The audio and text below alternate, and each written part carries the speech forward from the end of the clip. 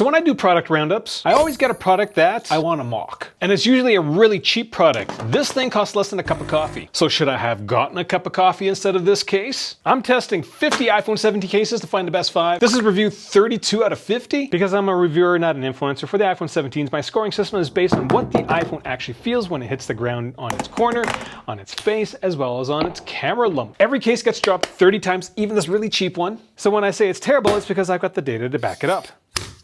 Now this thing is your typical clear case TPU edges, polycarbonate back. Not a whole lot I can say about it. It's got weird markings indicating what iPhone it's meant for. And the seams on the case are pretty noticeable, about as noticeable as the seams on this Otterbox Symmetry, which costs like so much more than this. There are little feet on the bottom of the case to reduce scratching on the back, and the top and bottom on the front side of the case have a tiny taper to them. Nothing really special on the inside of the case other than the MagSafe array actually sits into the case, it doesn't jut out. When it comes to weight, this thing weighs 34 grams, which is way below the 50 gram average. And when it comes to bulk, it's going to increase it by 49%, which is really not a lot. FNT basically used the least amount of material to make this case, which is why it's so cheap. When it comes to handling, gripping, this case is like any other clear case. TPU edges are very tacky, back is super smooth. It has integrated buttons, which means they are squishy and terrible. Camera control button is unhindered because there is no button over the camera control. And screen access is surprisingly amazing because the case edges barely go past the screen protector on my iPhone. Like, it's kind of crazy how tight they've managed to get it. Port cutout is big enough for fat cables, and it's actually got a bit of a chamfer, so doing this with your pinky isn't completely terrible. Like, overall, the design of this product is actually pretty good. When it comes to MagSafe accessories, to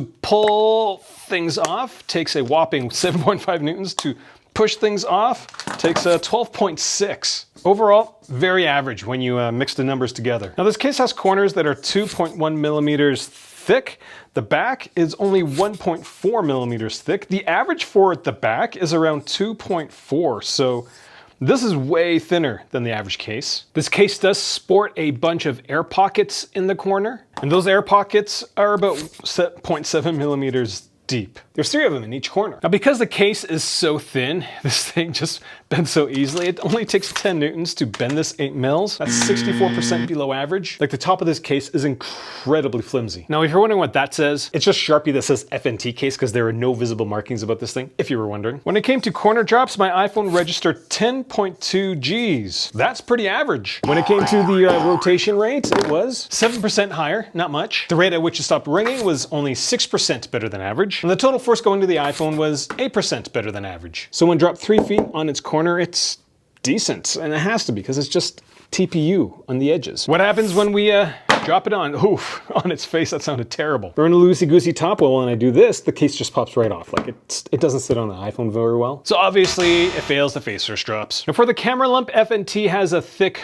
TPU bumper on it. So when you do this, it's got a bit of bounce to it, doesn't it? Did you see it? The bounce. Initial impact was worse by 6%, not a lot. The settling rate was better by 5%, and the overall impulse was actually higher by 15%, or the overall total force. So not terrible, but still, that bounce, not great. So at the end of the day, this is not a terrible product. So it's basically the price of a camera, and it does come with a screen protector. Like, that is something else. On paper, this might be a very good deal. Now, would I get it if I wasn't a reviewer? Maybe if I was on a budget, but generally no. But there's good to know that there's half-decent products for a very good price. I'm testing 50 cases to find the best 5. If this is the first time you're watching my videos, I do encourage you to click subscribe. I'm going to release this video as soon as I possibly can. So yeah, check back frequently, because yeah, I'm reviewing 50 cases. Hopefully get done before Christmas.